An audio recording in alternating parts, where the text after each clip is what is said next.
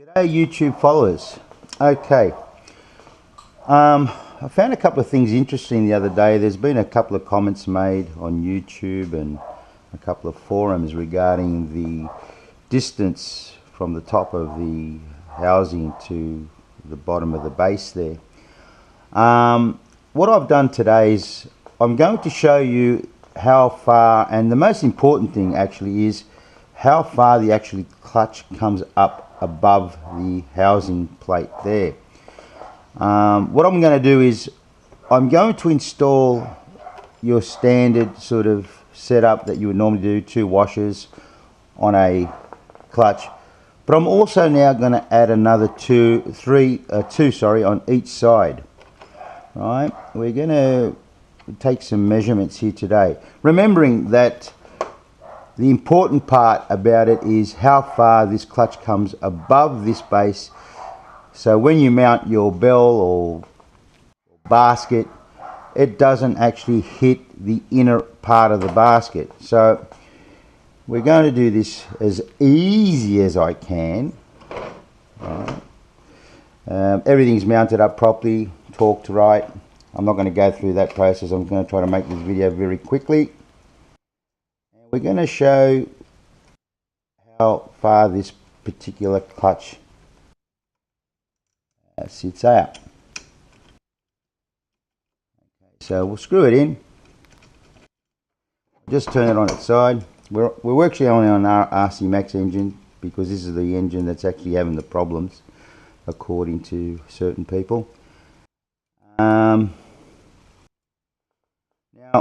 I know that there's been few comments made that Ray's made the tapers wrong. There's 3 different sizes and that. Yes, that might be the case, but Ray did also say that his tapers actually fit a standard clutch setup, which would apply to any type of standard clutch setup out in the market these days, which is your Turtles and your Turaxes, your Loudebakers, your CYs, your name it. Everyone follows the same sort of taper design and clutch or clutch plate taper. So what we're going to do here is we're going to give it a bit of a tighten up, so we not too much. I don't want to waste too much time, right? And we're going to fit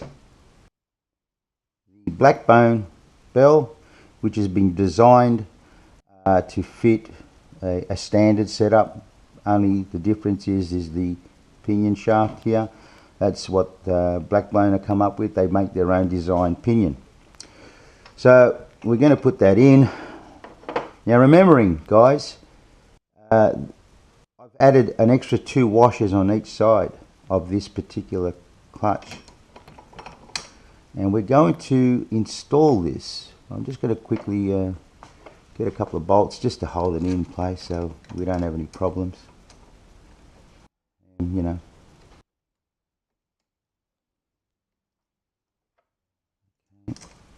that's another one. Okay, let's quickly do this. I'll tighten it up there, tighten it up here, and what do you see? And look at that, we've got plenty of room, you know, probably a couple of shims, how it should be. I normally shim all my clutches, so there is not much play. I like to have it nice and fitting properly. So you can actually see that adding the extra washers this on each side has brought everything forward and it actually fits in line and how it should be. That's how I would like to see my clutch. I would probably shim that with 1 shim. So yes, I think that the tapers might have been out, but they actually fit a standard clutch plate which every manufacturer goes by. Don't know why you would want to change the wheel or something that's been working for decades, but that is the situation here. All right, now what we're going to do is we're going to remove this particular clutch and we're going to install, we're going to just take some measurements. I mean, there's been some things flying around, the measurements around, and this is, but what people don't realize, which is the most important thing, right, is how far that comes out. That makes the difference of a perfect fitment. So I'm going to take a measurement from the point there, just get my calipers, set them up. Oh, please tell me, oh yes, all right, sorry. Okay, so we're going to basically take a measurement, right? And there it says 39.58. I don't know if you guys can see it, 39.58, 39.59. All right, I would go about 39.59 or whatever it is. Let me have a look. Oh, 7.1. Can you see that? All right. So we know from the bottom of that base where everybody takes, I will take a measurement, it's just a point of measurement, to that top is 39.71, okay? So we're going to go with the process of removing this and install the snapper. Typical. Guys, just bear with me a bit.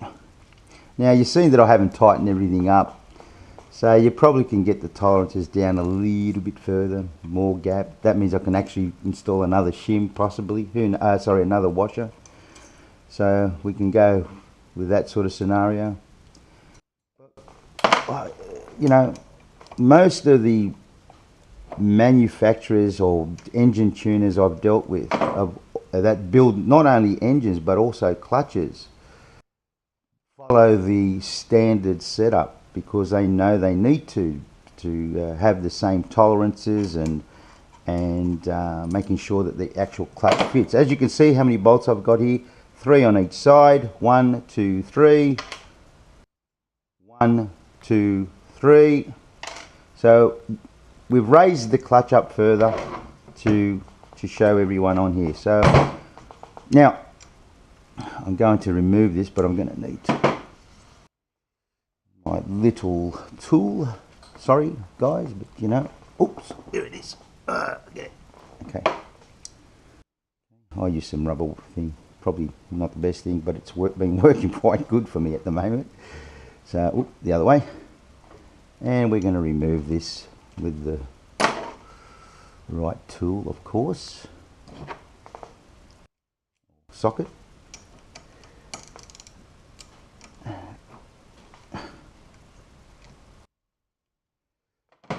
Now, I probably could have tightened this down a little bit further. It only would have given me more gap, which I could have probably put, like I said, an extra washer.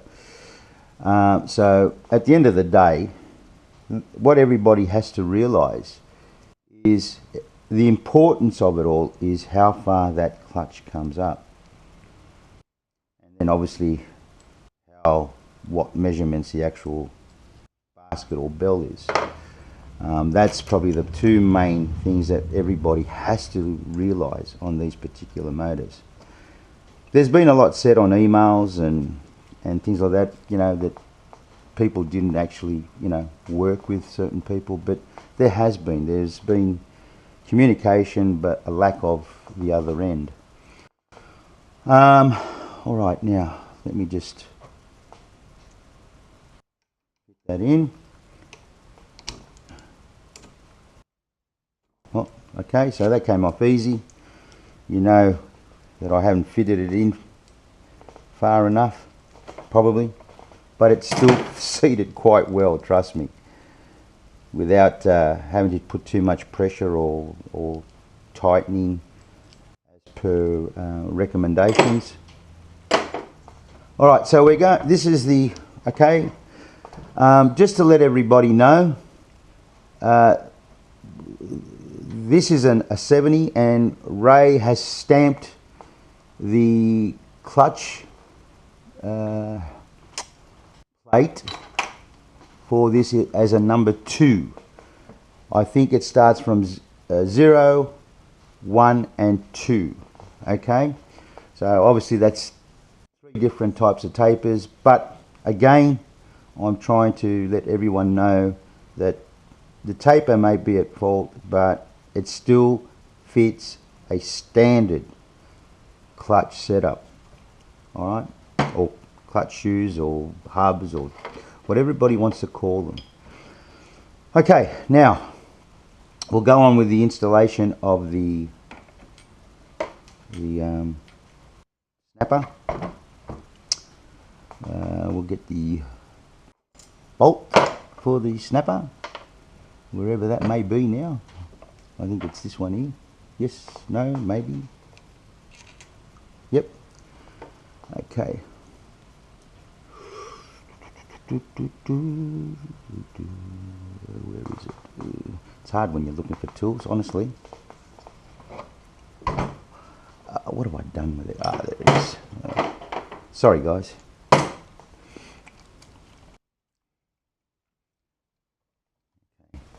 I just get the little hose.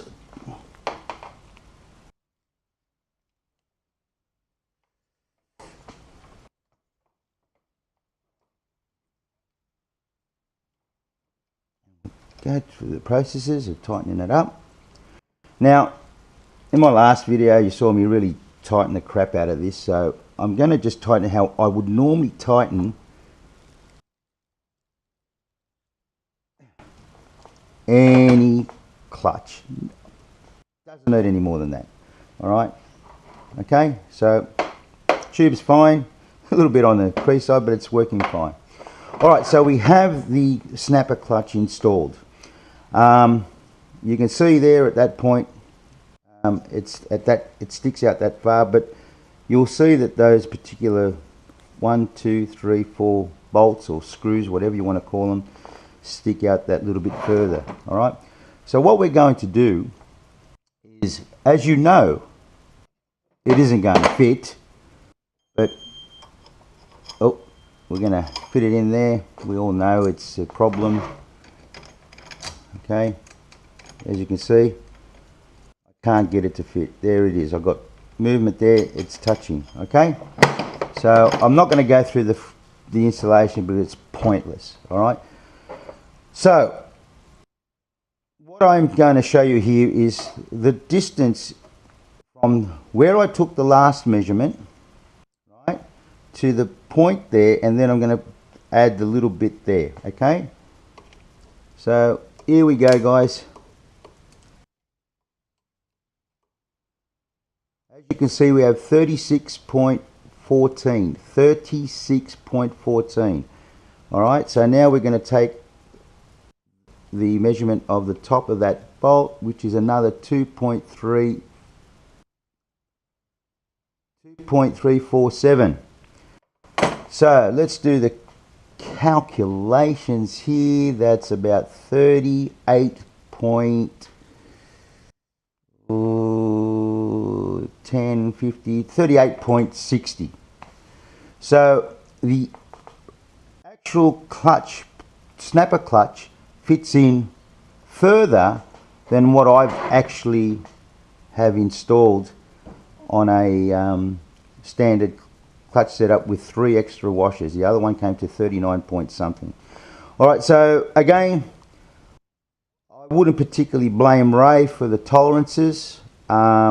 Yes, there are tolerances, but Ray stipulated in his email, or that has been flying around, that the actual taper is, there are 3 different types of tolerances, but again, he does stress out that he's not aware of the 46 having any problems, and on top of that, he's also made claim that it fits a standard clutch setup, all right, which just about every clutch on the market does. It's just how it is. I don't know why you would change things. Not needed. What made it different? Nothing, you know. Yes, it is a different design, which is other companies that have got similar clutches have perfected. So I really don't know. It's got me baffled. It's probably got a lot of people baffled, even some engine tuners, why you would do that. So what I'm going to see, if I've got time, I probably have, but we need to see a few other things. And you know, I try to work with companies, and sometimes it gets a little bit hard, but the companies that do listen actually end up having a better result, because not just because of me, but because others actually try to give them the right information. All right, so anyway, we're going to remove this quickly, and I'm going to see if I can put another top clutch in there. And you know, we very unusual why you would change things. I really don't know, but it's not like as if we haven't tried. We've tried to explain, and it does get difficult. It does get difficult when you don't get the right answers, and it becomes a user error. That's hard. But you know, like he does, some people do make great products, without a doubt, no problems with that.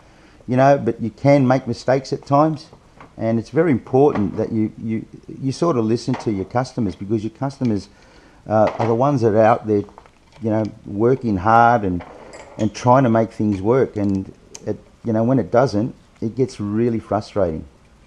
Very easy. All right. I don't know if I've got all the parts to this other particular clutch, but we'll see what we've got. But I do have others. All right, this is just the T-Rex. We're going to put that in there. I won't even tighten it. We'll see whether that works. Okay, there's the and you know, you can clearly see that even the T-Rex fits, and I didn't even tighten it, guys, honestly. Look at that. Okay, let me just get that in there. Put a couple of bolts in there. As you can see, I just stuck it in there. Look at that. I didn't tighten it. Plenty of play. Just about every clutch on the market, I've tried all of them. So you can fit any clutch you want on this particular motor. Alright, so guys, anyway, I just thought I'd do this quick review. There's going to be some other reviews coming shortly. I've got a standard turtle racing setup coming up, or basket. We're going to try to install it. And obviously I will do a proper review on that to see the installation and also how it operates out in the field. But again, here it is again, not a problem. I can fit any clutch, fits perfect. Ray's done his homework. He said that it would fit any type of standard setup, and so it does. So anyway, this is UFC. Hope you enjoyed this video, and I'll be making a few others very shortly. Thanks guys, bye.